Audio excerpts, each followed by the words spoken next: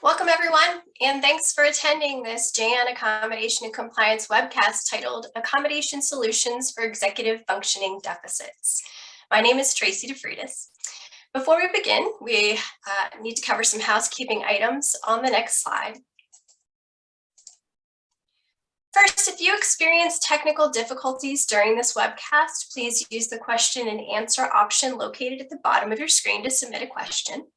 You may also contact Jan at 800-526-7234 or use the live chat at askjan.org. That's askjan.org.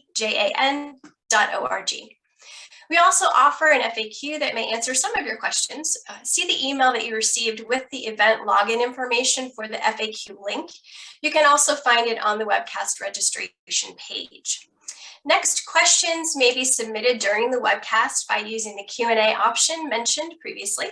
Questions will be gathered into a queue and, time permitting, will be answered at the end of the presentation. To access the PowerPoint slides, please see the link to download materials in the webcast login that you received. Materials can also be found on this webcast event page on the training page at askjan.org. To access captioning, use the closed caption option at the bottom of the webcast window or view captions in a separate browser by accessing the link shared now in the webcast chat. This presentation is being recorded and will be available on the askjan.org website and our YouTube. And finally, at the end of the training, please keep the JAN webcast window open to complete the evaluation. It will appear in another window. The CEU approval code will be provided after the webcast evaluation is completed. Now let's get started with today's training. We have some great presenters for you today. We know you're going to hear a lot of amazing accommodation information and resources. So I'm going to go ahead and turn things over to my colleague, Linda Batiste, who will introduce our speakers. Linda? Thanks, Tracy. Hi, everyone. Thanks for joining us today. I think today's topic is extremely important, and based on the number of people that signed up for today's webcast, I think there's a lot of people that agree this is a very interesting topic and sometimes a little bit complicated. And we have a couple great speakers here today who are hopefully going to break it down for you and make it a little easier for you to approach. Our first speaker is Melanie Wetzel. Melanie is our lead consultant on our cognitive neurological team. And as you can tell by the name of the team, this team is the one that fields our questions related to accommodating employees with executive functioning deficits. Melanie has a master's degree in special education and previously worked as a special education teacher. So she had some experience accommodating people with executive functioning deficits prior to coming to JAN. But at JAN, she's been here over 14 years, handling over 20,000 cases involving this topic. So she has a lot of experience. She has also obtained certification as a brain injury specialist, which gave her even a wider breadth of knowledge. So Melanie is very experienced, and you'll find that she takes a very practical approach to addressing these issues in the workplace. So you're going to get some great advice from Melanie today. Along with Melanie, we have Alexis Popa. She is also a consultant on the cognitive neurological team. Alexis has a master's degree in clinical rehabilitation and mental health counseling. She's newer to JAN, but she has already been here almost 4 years, and during that time handled over 3,000 cases also in this area. So between the two of our speakers today, you're going to get a vast amount of very, very useful information. And again, both of them approach this in a very practical way that I think you're going to find very, very useful. And with that brief introduction, I'm going to pass it on over to Melanie to start today's program. All right. Thank you, Linda. And I'm just going to jump right in. And we're going to give you just an overview of executive functioning. I mean, it can be very complicated, but we want to spend more time on our examples and solutions and then questions too. So executive functions are high-level mental processes or abilities that influence and direct more basic abilities like attention and memory. The term executive function describes a set of cognitive abilities that include the ability to plan, organize, and strategize, pay attention to and remember details, start and stop actions, and form concepts and think abstractly. Executive functions also keep us from behaving in inappropriate ways. Executive functions are important for successful adaptation and performance in the daily situations of our lives. They allow us to begin and complete tasks and to persist when we're faced with challenges. We need to be able to recognize unexpected situations and adjust our plans quickly when unusual or sudden events crop up and interfere with our regular routines. And we all know about how things have popped up over the last 2 years and interfered with our usual routines. We've been doing everything, seems like a little bit differently for the past 2 years. And that's been a test on our executive functioning abilities. Some higher level thinking skills include the ability to analyze, conceptualize, design, develop, direct, evaluate, implement, interpret, manage, negotiate, oversee, problem solve, and synthesize. When a cognitive disability develops or is exacerbated, daily tasks and duties may become difficult. Employees who may never have had performance issues in the past may now find tasks problematic. Accommodations may be needed. Now I'm going to turn it over to Alexis to talk about disabilities and medical conditions, as well as some common limitations that we see. Right. Next slide, please. Thanks, Melanie. So here we have a list of some disabilities that can either occur or be exacerbated, which in turn then limits an individual's ability to use those higher thinking skills. So for example, this includes disabilities such as autism, epilepsy, long COVID we've been seeing now, brain injuries, ranging mental health conditions, multiple sclerosis, learning and intellectual disabilities for sure, Alzheimer's and other forms of dementia, and then finally, of course, ADHD and ADD. Righty, next slide. So now here we have a list of common limitations that we generally see. While some people with the disabilities previously noted may develop the limitations discussed below, seldom develop all of them. And also the degree of limitation will vary amongst individuals. So some of those most common limitations include, attention to detail, multitasking, organization skills and concentration, managing time, keeping those memory levels, getting to work on time, hyperactivity and impulsivity, and also managing mental fatigue within the workplace. And something to be aware of is that, of course, not all people with those previous mentioned disabilities and others will need accommodations to perform their jobs, and many others may only need a few. It just really varies. And that's where it's important, of course, to evaluate each request on a case-by-case basis and not only identify, what those specific limitations are, but also, what those workplace barriers are that are being affected and looking towards what could be an effective accommodation strategy. Alrighty, back to you, Melanie. Okay, all right, we're going to start out here with memory. And we all know we have memory lapses at times. We get busy, we may be forgetful, but we're talking about memory issues that are more extreme and can cause limitations in the workplace. So this is a good accommodation here, sticky notes, different colors. Some people use color coding, different notes, different colors for different things. But I'm just going to mention here that individuals may experience memory deficits, which can affect their ability to complete their tasks at work, remember job duties, or recall daily actions or activities, even if those are things that are done frequently. And so sometimes, an employee may be used to doing something and all of a sudden can't remember how to do it that they did yesterday or they did earlier this morning. It can be that easily crop up that easily. Okay, next slide, please. Excuse me. So we're getting into our first example here. We have a receptionist in a large office who had difficulty remembering faces and names and keeping track of the in and out status of the various case managers on staff. Next slide, please, for our solution. So in this case, a Velcro in and out board was provided with a photo and the name of each case manager. When entering or leaving the building, the staff members prompted the receptionist as to their status and he would then move their photo from the in to the out column or vice versa. Excuse me, I apologize. This allowed him to keep track of their status, the case manager status, and better serve clients who were trying to contact them.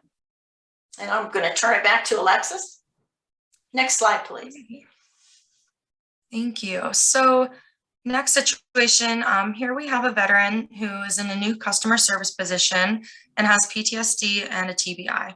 So after disclosing these disabilities and requesting accommodations, the employer provided a cubicle that was close to an exit where the employee's back was up against a wall. And this had helped alleviate some anxiety, but the employee still had difficulty with memory and organization. So as you can see, a quick, easy solution to address one part of the situation.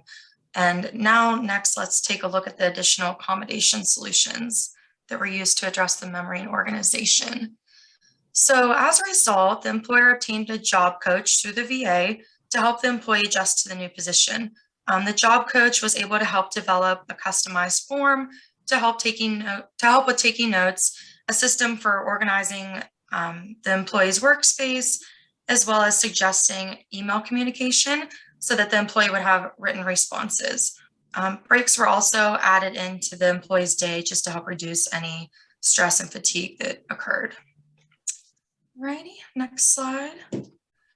So next, let's take a look at a different situation. We have Jessica, who's a med student and is struggling with expressing what accommodation ideas she has, as well as communicating with the employer during those ADA meetings and remembering discussion points. Alrighty, next slide. So as a result, Jessica requests to have a support person present with her during important meetings to help out not only in remembering those key points, but also to assist in better understanding the process of her accommodations. And now here, I just want to reiterate that the benefit of a support person being present is great, even aside from an accommodations meeting. Allowing an employee to really bring a support person can occur in almost any setting of an important meeting, such as job evaluations, disciplinary meetings, to really help them ask questions, remembering those discussion points, and explaining the purpose of that meeting. And support persons can be looked upon as coworkers, job coaches, or even close contacts outside of the place of employment. Righty, next slide. All right. Melanie and Alexis agreed to try to take a few questions in between some of our topics today, just because it's hard to get them all in at the end. So we're going to do a few in between some of our sections here. So keep sending in your questions. We do have a few. I'm going to share a couple of them with you all right now. First question, in this situation, we have an employer who's been, looks like the supervisor's been actually providing an accommodation by helping an employee get organized and reminding the employee when they forget something.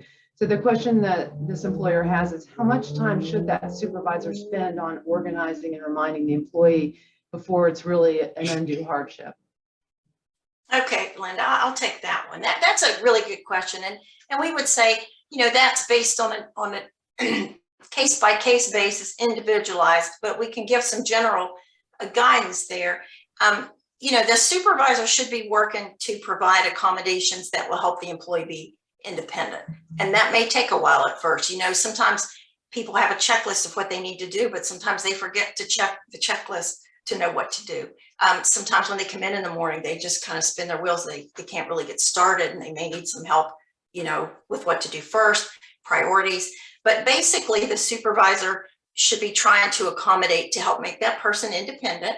Another thing could be that, you know, you don't have to use other employees to accommodate a coworker, but you can certainly look and see, is there somebody that you could use as a mentor, somebody who's good at their job, who would be a good mentor, teacher to help this person. They could answer questions of the person, and it would free up the supervisor some. You know, if the supervisor is spending an inordinate amount of time with this person, even with the accommodations, you'd need to look at how much time does the supervisor have to do other tasks, to supervise other people, and to do the other job functions that they have. And maybe having a mentor would be somehow could split some of that time up And it's a good thing to look at too, is how much, as time goes on, you should be spending less and less time with that person.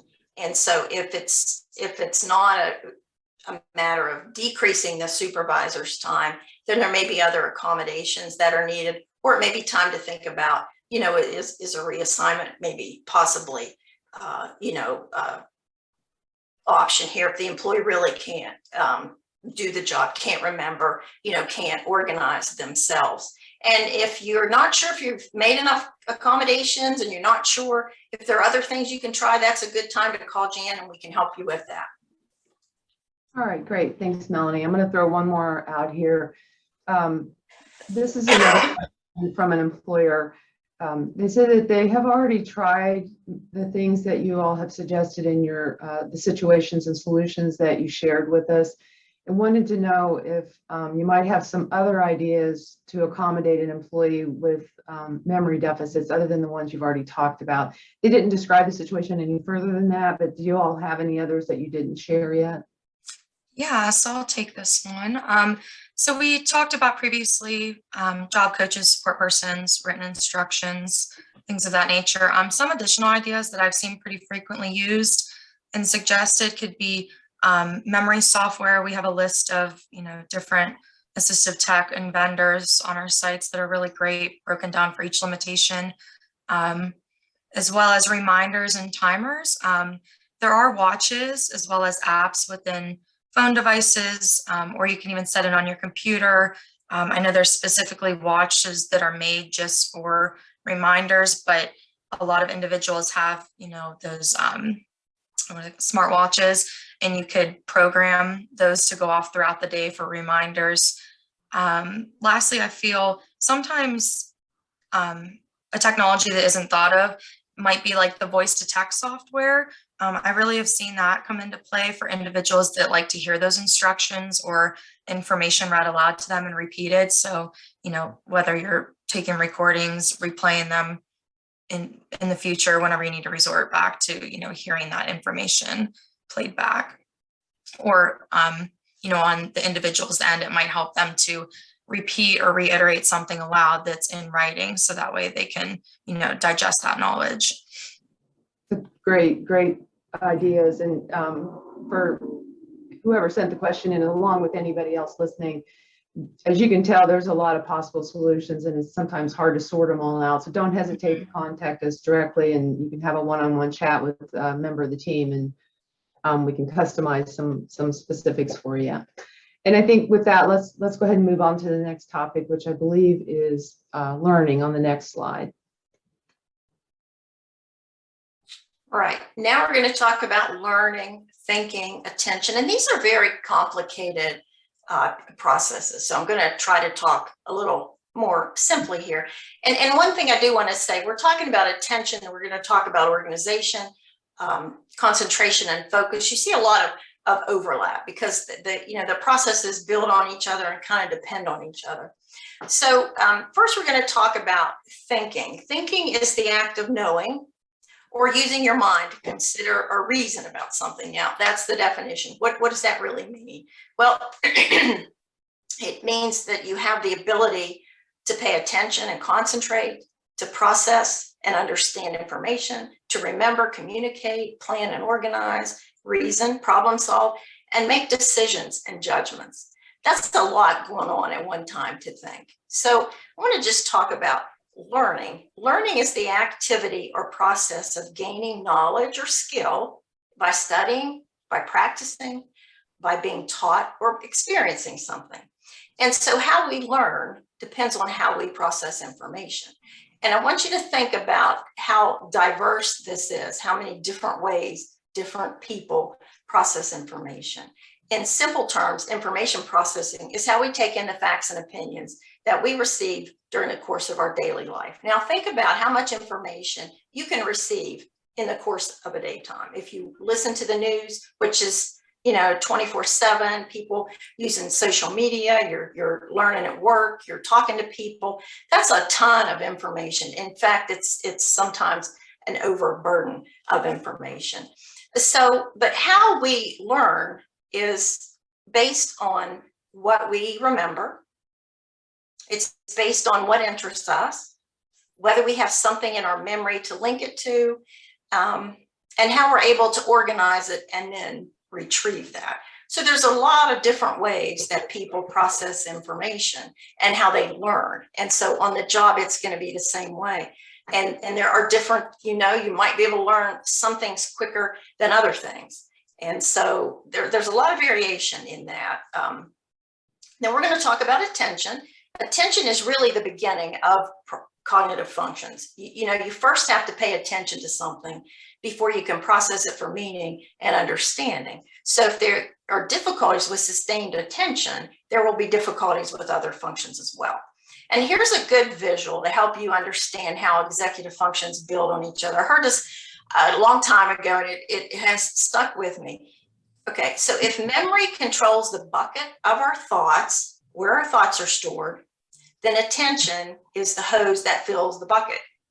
So if the hose isn't exactly filling the bucket, there will be memory, thinking, information processing, as well as other issues with executive functioning. So it comes down to, can someone pay attention enough in order to have these other processes happen? So, okay, enough about that. Let's get to the examples we have here. Let's go to the next slide.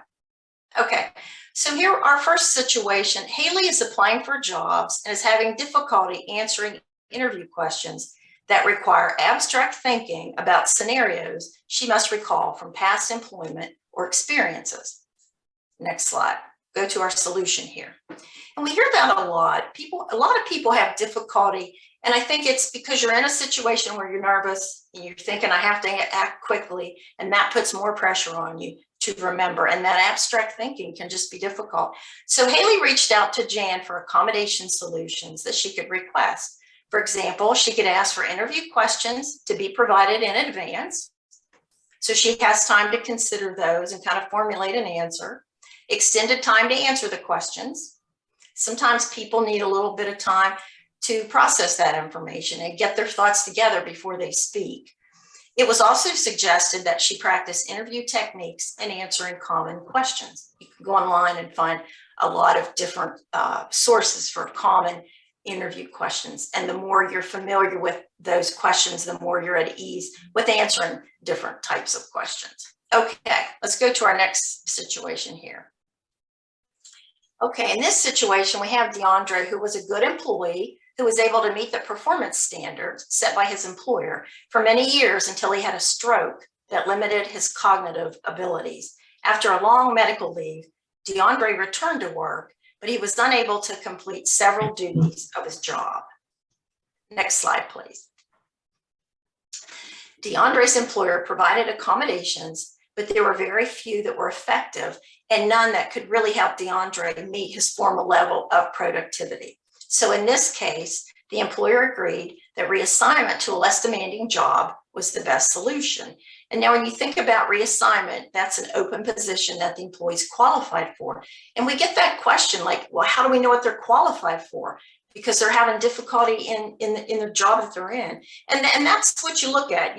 We would say to document the accommodations you made, document the difficulty the person had, what they were able to do, what they weren't able to do, what they were able to do with help. And then you look at those skills that the person has, those abilities, when you're looking at the next job. You don't want to put somebody in another job where they're going to have those same tasks that they can't be successful in. And a less demanding job is going to be a lower status, probably lower paying job. And that's okay if that's what the employee's qualified for. All right. Next slide, please. All right. Here we have Tina. Tina became seriously ill from COVID-19 and was hospitalized 3 times.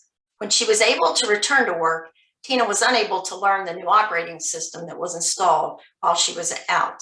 Tina was experiencing lasting effects from COVID-19, resulting in difficulty with memory and learning. And if the employers in our audience here, if you haven't had that situation come up, I think you're going to. We've had, like Alexa said, we've had a lot of calls with people having cognitive issues after COVID with memory and learning and brain fog and concentration. So let's move on here and see what our solution is for Tina. Jan suggested extended training that met Tina's needs in ways that she could best learn post-COVID. What that means there is that the way she learned before, she was not able to learn because of the effects that COVID had had on her brain with memory and the learning part. And so the employer needs to talk to Tina to find out, what best going to work from her. And because this is a new situation, she might not really know. We talk about employers never overlooking the chance to have a full conversation with the employee. And that's a really good step. Sometimes employees with cognitive disabilities, they don't really know what they need. And so, but it's good to have that conversation because they may know what's not working. So what we suggested was having video training, hands-on instruction, and a trainer who was available for questions. A color-coded flow chart of steps to remember was also recommended, like there in the picture. We recommend color coding a lot, and a flow chart can be very helpful with errors. You go here, and then the color to show priority or just to distinguish between steps. All right, next slide, please. This is where I'm going to turn it over to Alexis.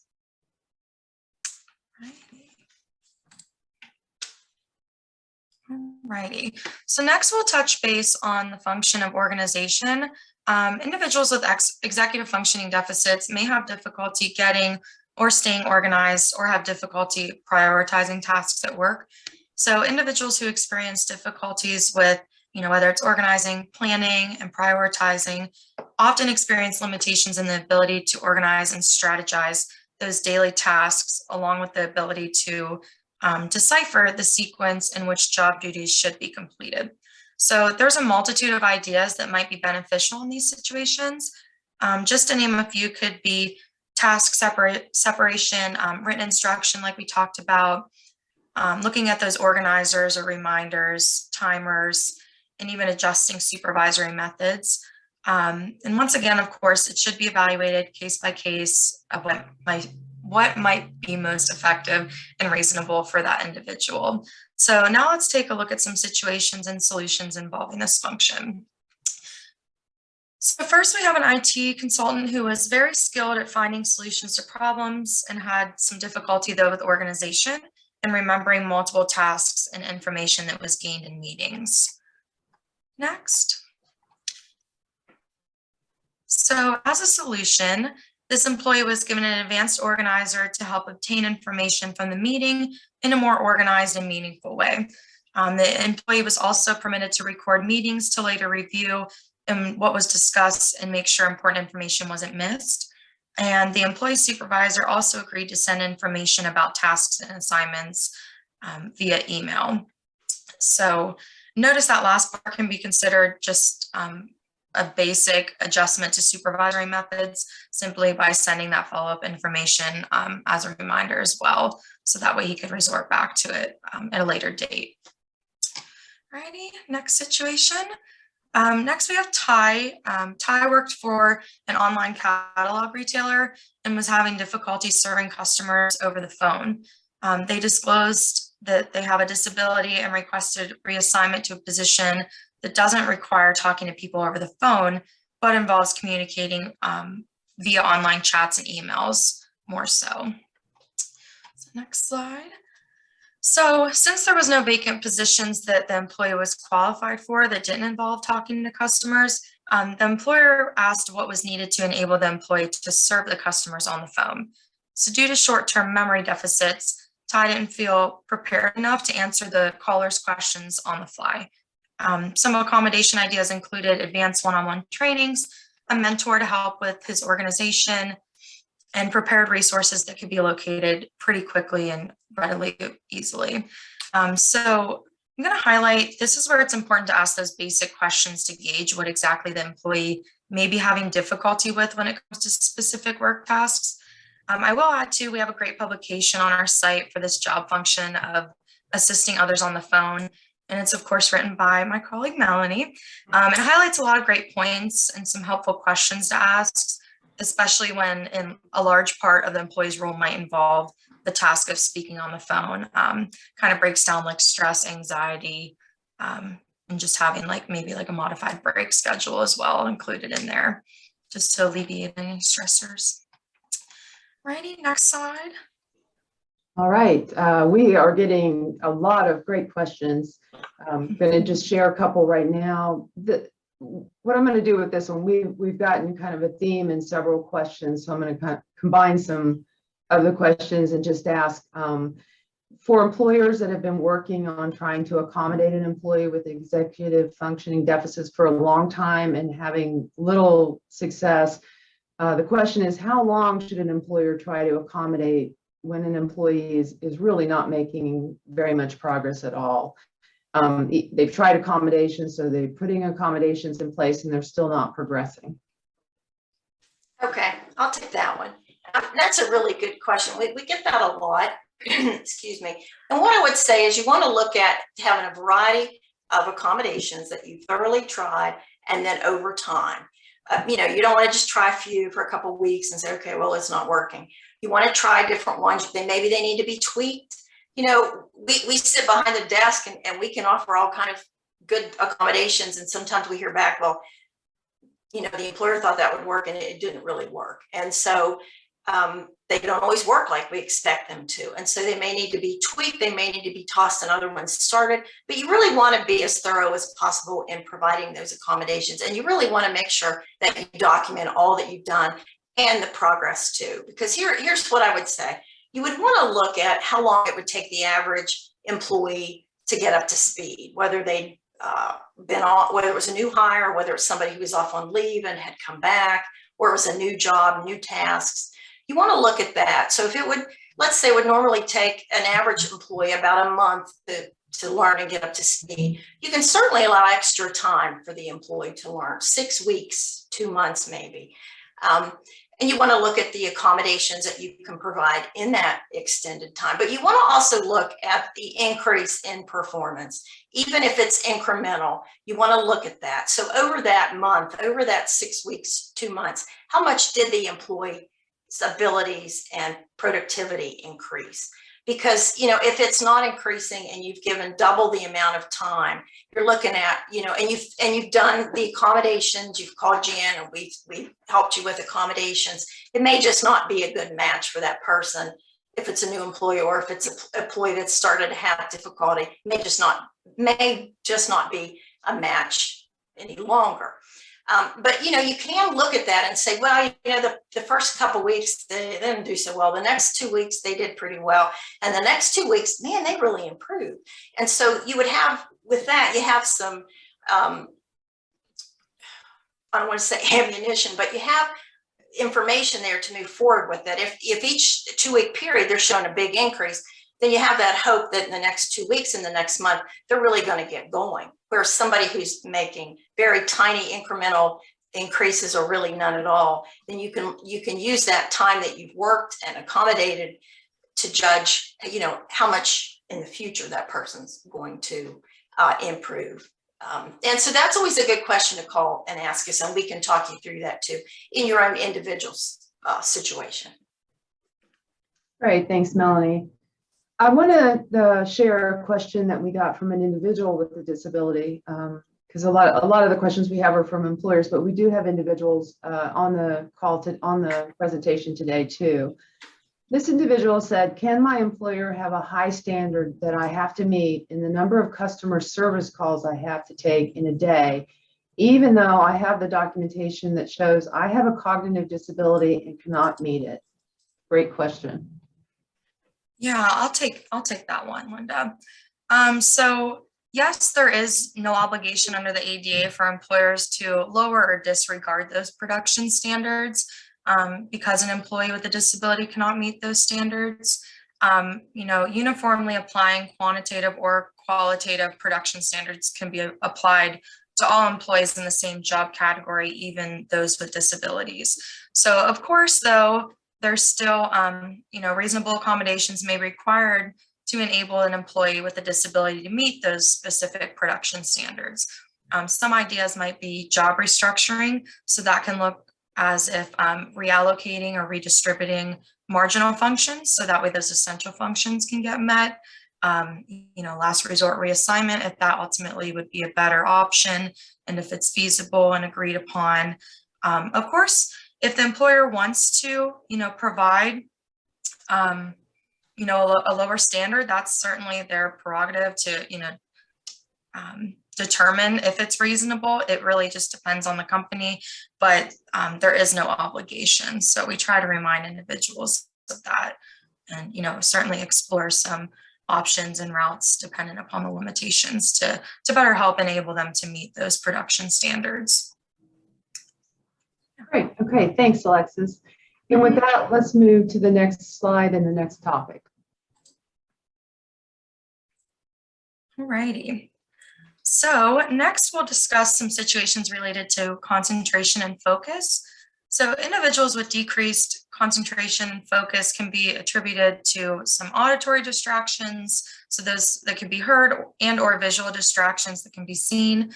Some of these reported distractions, just to name a few, can involve office traffic and employee chattering, all the way to opening and closing of elevator doors and other common office noises such as, you know, fax tones, photocopying, things like that. Another key reminder is, of course, an office setting could be noisy due to its layout or type of work, and it can certainly vary depending upon the type of job. So for example, if you're looking at someone that's a teacher versus a cashier in a grocery store, a miner or a construction worker, you know, in those more, I guess, higher traffic, louder jobs, they will incur various types of distractions. So now let's take a look at some situations where concentration was accommodated. So here we have Nigel. Nigel is a case manager who has difficulty completing required documentation. Nigel's workstation is in a noisy open cubicle area that limits his ability to focus and concentrate. And with no private space available, Nigel believes a change in office hours might help. Righty, next slide. So Nigel's supervisor agrees as a solution that the office is hectic when staffed and approves a schedule change. Nigel was allowed to work 2 hours earlier, not only before the arrival of coworkers, but also when he has the most mental acuity and ability to focus. So I just want to add that that last part, many people vary in terms of being, you know, more focused throughout the day. It might be in the mornings, others might be better in the afternoon, dependent upon the disability. Thinking about too, any type of, you know, side effects from medical treatments or medications, the list really goes on and on. So it's a great idea to keep that in mind as well. Righty, next slide. So next we have John. John's a teacher who has ADHD and is having difficulty managing those very tasks at the workplace during the pandemic. He describes feeling overstimulated and overwhelmed towards the end of each school day. Now this is an example of where an employee may have not, of course, needed accommodations in the past, but now that has certainly changed. Righty, next slide. So as a result, John sends an email to his HR department explaining the diagnosis, how in the past he's managed his limitations, and how the pandemic has since changed this. John includes a letter from his healthcare provider to support the statements and asks to meet with the employer to explore accommodations. And like I previously stated, this is a great example of recognizing that there is a workplace barrier and reaching out to the employer to disclose the need before any type of performance begins to suffer. Can be ongoing, and it can occur whether it's the application stage, 1 year into employment, 5 years, you know, you name it. The pandemic really has altered and changed for individuals needing to disclose due to any type of limitations, really, whether it's in the workplace, things affecting them in the home life. So it really just varies. Righty, back to you, Melanie. Okay, thank you, Alexis. So we're going to talk about, excuse me, we're going to talk about time management.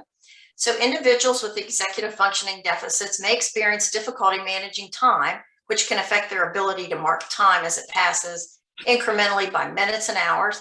Now, most of us can lose track of time. We get involved in something we're really interested in or absorbed by some certain topic, and we can lose track of time. But that's not what we're talking about. This is much more chronic, and the person really has difficulty managing the time, can't do it alone. It can also affect a person's ability to gauge the proper amount of time to set aside for certain tasks. They may think it's going to take a half an hour to complete this task, so they wait close to the due date, ends up taking 2 hours, and they miss the due date because they really couldn't judge how long it was going to take. And they may have done it in the past, but couldn't remember how long that took, or couldn't judge this time how long that was going to take. It may be difficult to prepare for or to remember work activities that occur later in the week, in the month, or the year. Now, in this section, we've also included getting to work on time. And we'll get questions about from employers, well, it's really not our job to make sure people get to work on time. And that's true, but it is the employer's responsibility to set the times that people work. And if that creates a barrier for someone, then the employer can look at, how do we help the person get to work on time? Can we provide accommodations that would work? All right. So, we talked about just the different things that, excuse me, may come up. There are a lot of interruptions in the morning if you have a family, if you've got kids, you're trying to get ready and get out the door. And there may be issues with the commute as well that can cause problems. And so we're going to talk about accommodations that can be put into place to help employees be more productive and manage time more effectively. So let's start looking at those. Next slide, please. So here we have an employee who works outside landscaping and has trouble with time management and task completion. He works for a small employer who cannot provide the direct supervision necessary. The employee was using his phone to help manage his time. He had apps on there he used, but the employer felt it made it look like he was off task. And as what really happened was, excuse me, he's working at someone's home. They look out the window. He's on his phone, and they get upset because they're paying him to work. And there he is on social media, and he wasn't. He's looking at his app to help keep himself organized. So let's go to the solution there. And there are workplaces that don't allow people to use their phones, so that may not be an option for everyone. So Jan suggested a daily written list of tasks and a watch with multiple settings, programmable to varying amounts of time. The watch was set to vibrate, and the task needing to be completed or started appeared on the face of the watch. The employee was trained to set the watch for daily tasks. Now, the employee is going to have some guidance, maybe in the beginning, and it's going to depend maybe on the size of the job. That's all variable. If you're doing a small yard, you're putting mulch in a small yard, for instance, as opposed to, a city park or something, you're going to need varying amounts of time. But that's something that the employer could help, the supervisor could help with that daily written list of tasks about how long they might take. And then the employee can set that watch and be able to organize himself and manage his time that way. All right, next slide, please. Okay, here we have Al. Al was extremely upset because the employer has written him up for being late. The next occurrence will result in termination. Because Al disclosed a disability during the interview, he feels that the employer should know he's unable to be on time and cannot be held accountable for tardiness. And that is not how it works. Al should have notified the employer that tardiness is related to ADHD the first time it was brought to Al's attention as a problem. It's up to the employee to let the employer know that a medical condition or disability is affecting or kind of getting in the way of productivity or performance or getting to work on time. And Al did not do that. And if he had done that, he and his employer could have explored accommodation ideas that may have spared Al from reaching the point of termination. All right, next slide, please. And here we have some ideas. The HR manager talked with Al about ways he might be able to better manage time in the morning, enabling Al to get to work on time. And this is where some employers kind of push back that I'm not comfortable talking about this. This has nothing to do with work. It does have to do with work. And let me just say this, that a lot of people with cognitive disabilities don't always know what they need to do. They don't always understand what might be missing. They might not understand the full scope of their job. I really believe, for the most part, that people want to do their job and want to do well, and they just don't know how. They don't know how to do that. And so here are some ideas that the employee, we have a publication called Getting to Work on Time. Employer can refer the employee to that and say, here, look at this. Maybe there's some things here that can help you. And we often tell employers, that they can refer the employee to us and we can talk to them. But having a routine of keeping things in place, that can be very important for people who are scattered, don't have a routine, don't keep things in place. Keys, your briefcase, your eyeglasses, anything like that. Prepare for tomorrow's work tonight. That's very important. I've talked to people who had no thought that that could even be done. And to me, that was just surprising because my mother had us very organized. There were 3 of us, and, we had our book bags lined up at the door. We had clothes, everything picked out for the next day. My dad had, polished our shoes. So we were ready the next day. You get up and you get out the door quickly. And you can have that routine for everyone in your family. It just takes a little work ahead of time. You can create checklists for yourself and others, what you need to do tonight, what you need to do tomorrow, what maybe they need to do tonight, or what they need to do tomorrow. Place sticky notes where you'll see them. And that could be on the bathroom mirror.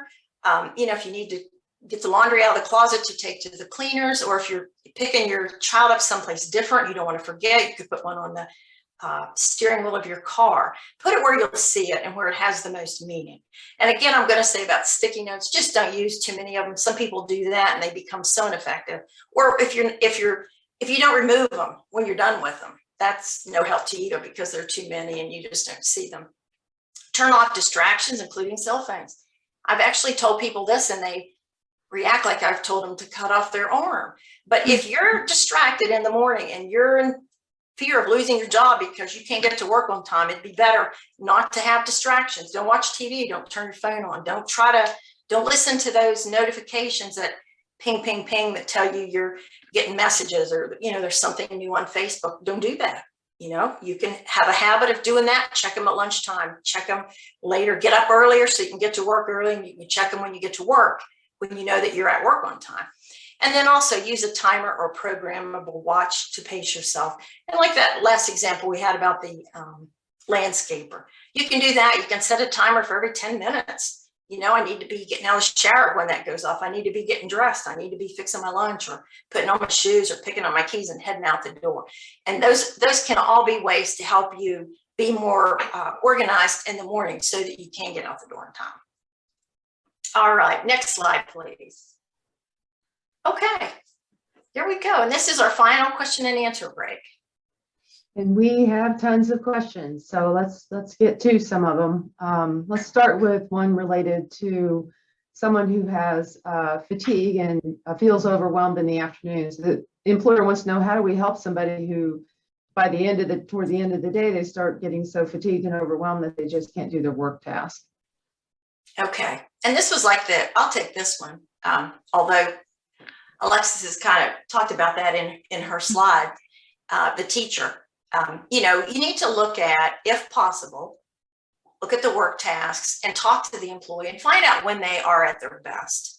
I'm best in the morning.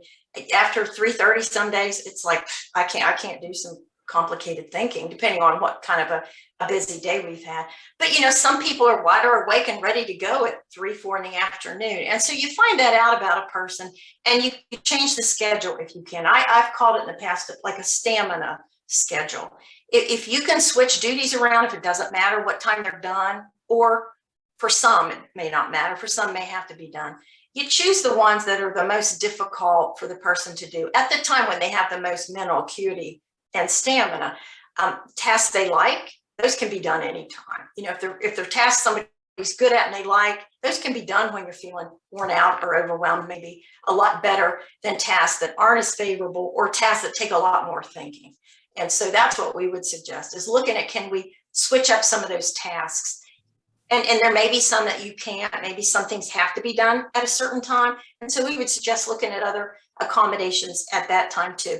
Can the person take breaks? Even get up and walk around. Like for a school teacher, you can't really take breaks if you've got a classroom full of kids, but you could walk out into the hallway, get a little break, drink water, go back to your desk and sit. I've even had a teacher who created her own breaks by going back to her desk. She put on a feather boa, and the kids knew at that point, don't bother me, just don't bother me, do your own work. And so I think you can, in most situations, you can figure out how to take your own little break And you can do that a little bit more frequently to kind of help build up your stamina for the afternoon or for those things that may be more difficult. All right, great.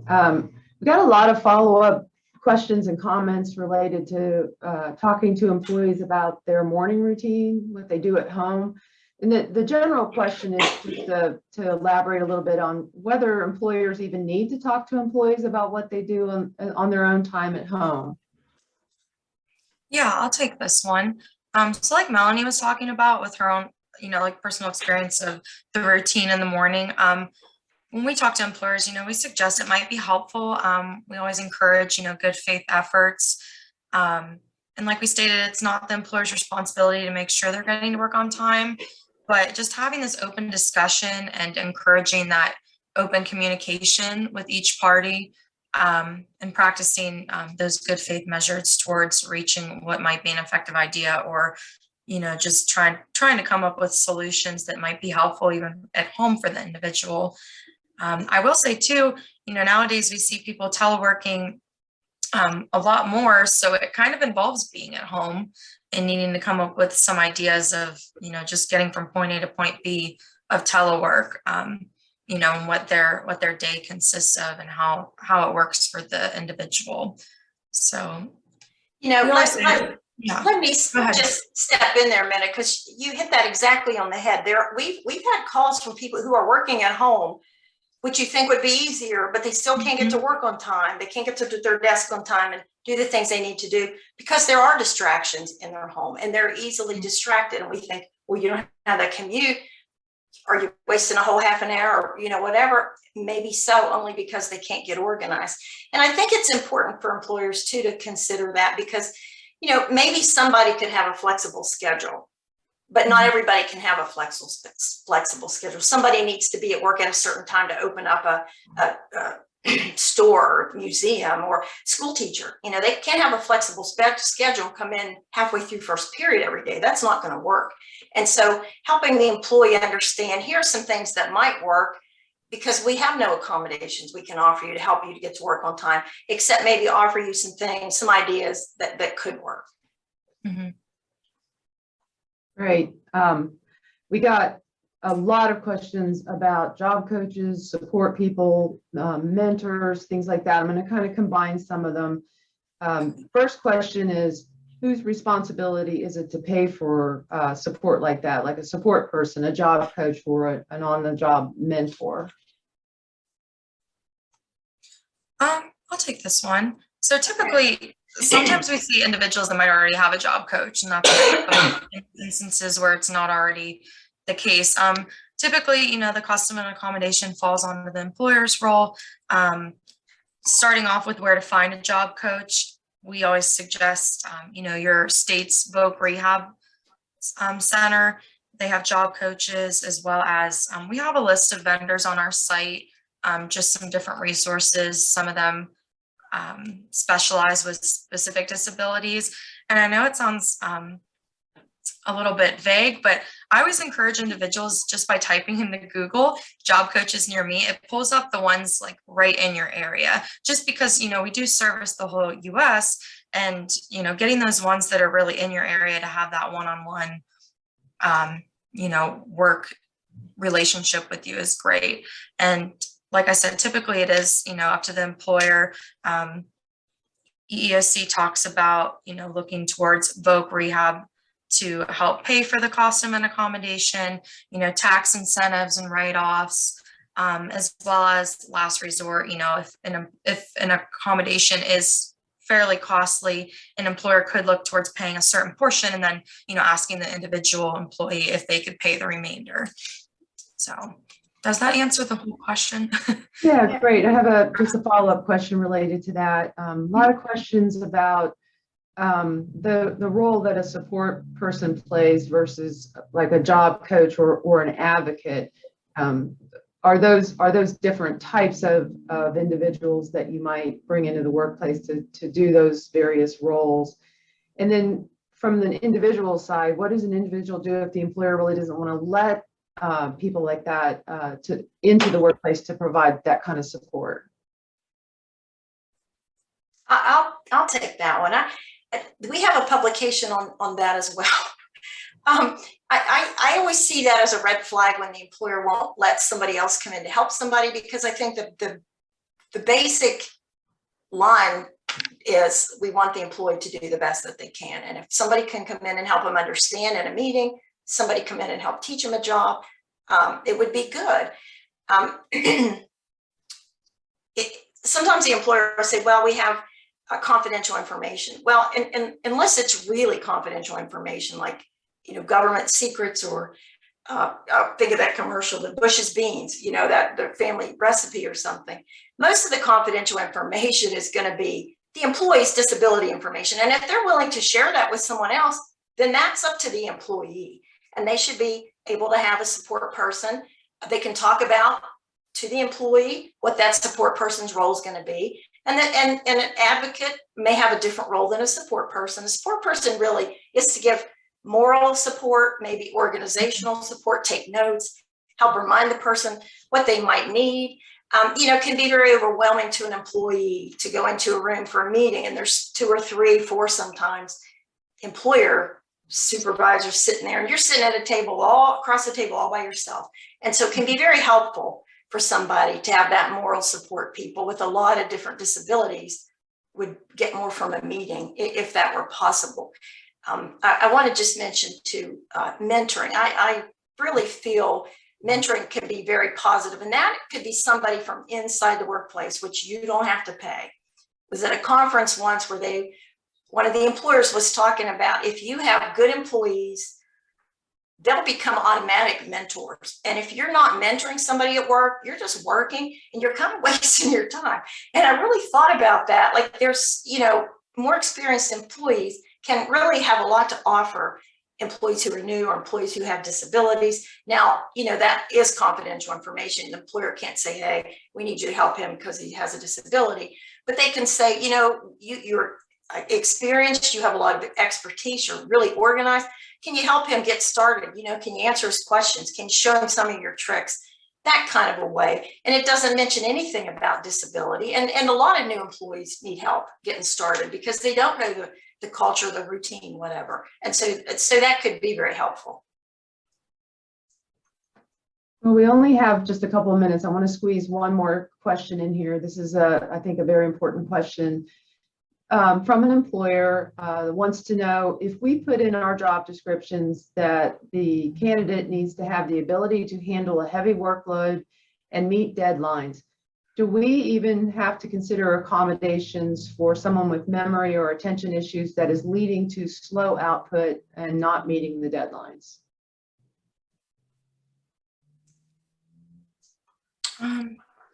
Accommodation, I guess in a way, like accommodations extends to any individual, that's qualified. So employers do have that obligation to look at, can we accommodate, with performance and production standards, like I reiterated, they don't have to lower those, but they may need to look at accommodations to enable them, as well as when it comes to extended time. I don't know if that was highlighted, but that's something I see a lot too that occurs. That's usually what we see in like testings and trainings, things of that nature. Employers don't necessarily have to offer that as well to meet those deadlines or production standards, but they may need to look at some alternative solutions. Melanie, do you want to add something to that? No, I think you're right. And I think maybe looking at what ways to help the employee be better organized, or do they need some sort of a template to write the report so that reports are done on time? Look at exactly what's causing the issue. What is it? What's the performance issue if they're slow, if they can't meet the deadlines? And then look at the accommodations that would meet those. Because you might miss some really good employees that have a lot of skill.